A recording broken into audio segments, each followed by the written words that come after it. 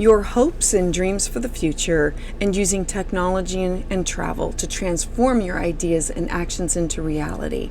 What you need to know for your June horoscope. Hi, I'm Patricia Tate with willowgracemystic.com, and this is your astrology forecast for June 2023. Gemini and Gemini rising. So on June 3rd, we're going to have a full moon in Sagittarius with the sun in Gemini. And so we look first to the sun. The sun is illuminating your first house of self, how people see you. It's your personality. It's your expression, your appearance, your power, your self-image. It's your identity. And Gemini is how you communicate and technology. And it rules over your third house of literal communication and travel and things that are closer to home. We look to the moon. The moon is going to be in your seventh house of partnerships. It's your 1+1 house. This could be with significant others or best friends, or it could mean partners, or it could mean your marriage partner. Sagittarius is the sign that sees the bigger picture and wants to share the knowledge. And so full moons mean culminations and endings. And so full moon, adding all of this together, is associated with your close one-on-one relationships. This could be a romantic or a business partner or a best friend, and there could be signaling an ending. It could be an ending with a client or an ending in this area of your life. The full moon could manifest as endings in regards to a best friend relationship or a business relationship, and it could represent actually a breakup of a relationship.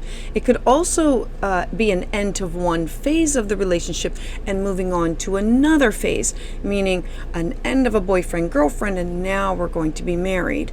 So it's not negatives, it's just revealing an ending of one phase and moving on to another. It could be ending a culmination of concerning with your partner only that may not involve you. So it could be something that has to do with an ending with them that doesn't necessarily involve you. Now, the seventh house is often linked to romantic relationships, but we have to include our business and one-on-one. Close friends are included in this, and it could be career situations or with clients. So it could be ending something that you are doing with clients to start something that's new with them, or ending something that has to do with a business. It could be something that no longer requires your services, or it could literally mean that a friend is moving farther away, or that there's a falling out of some kind. So then on June 5th, Venus enters Leo. Now, Venus is in your second house of cash and property, spending money on those things that make me feel good. It's now going to move into your third house.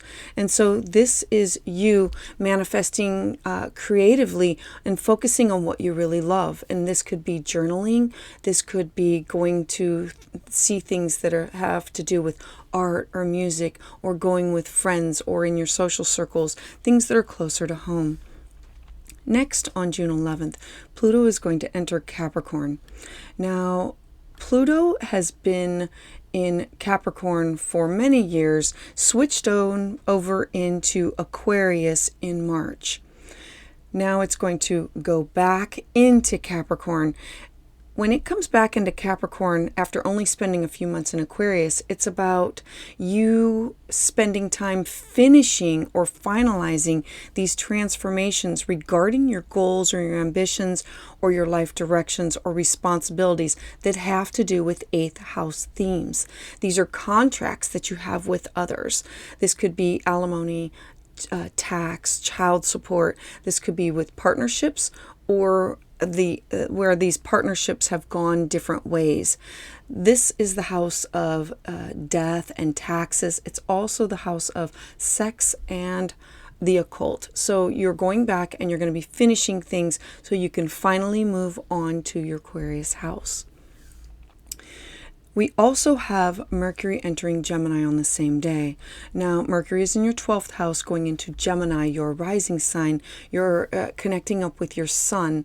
And so Gemini is the natural ruler of this. This is going to give you a lot of mental energy for these great new ideas, for things that you want to start short term, to focus on over the next few weeks, to keep your ideas in your head. Your mind is going to be busy with all these things that you want to start or do or manifest into the future.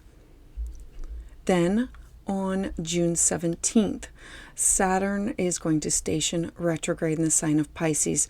Now, Saturn also in March just entered into Pisces. Now it's going to station retrograde. So Saturn retrograde tends to be more restrictive.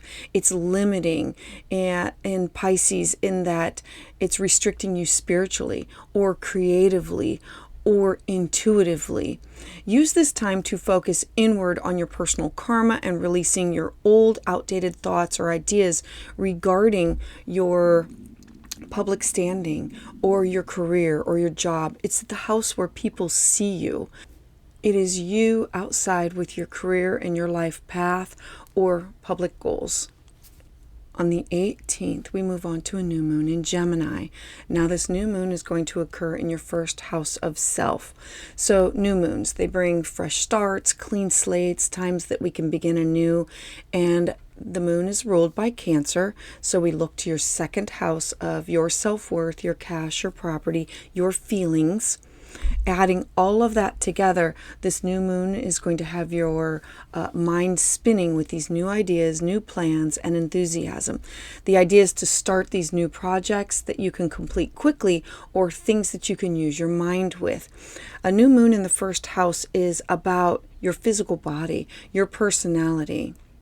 You might feel a burst of energy that you feel inspired to work on self-improvement for your self-image. It would be a great month for you to maybe try a new look, try new clothes, a different haircut, indulge in a little self-love for yourself. Maybe start a new exercise routine, or to start something that brings you joy. So let's take a little sneak peek at July. So the thing to look forward to for July is the new moon, which is going to have your focus where you are starting something that's going to offer you deep transformation and a release of old ways and karma, because the new moon in July is going to be opposite of Pluto and squaring the North Node. So for an in-depth understanding of your chart, please reach out and schedule a consultation at willowgracemystic.com. And to hear updates as soon as they're released, please subscribe.